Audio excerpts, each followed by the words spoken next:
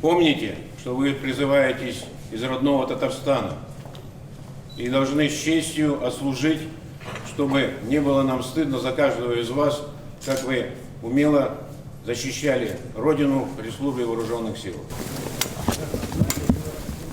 В армию пошел, чтобы отдать свой долг перед Родиной, во-первых. Во-вторых, все друзья пошли в армию, как бы иметь одинаковый статус с ними. Сегодня мы отправляем первую команду, 49 человек, в Саратовскую область в части РВСН. Призыв планируется провести с 1 апреля по 15 июля.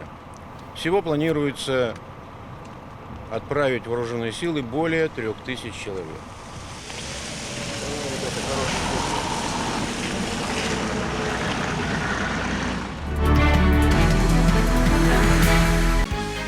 Закажи рекламу на ТНВ. Телефон в Казани 5 705 100.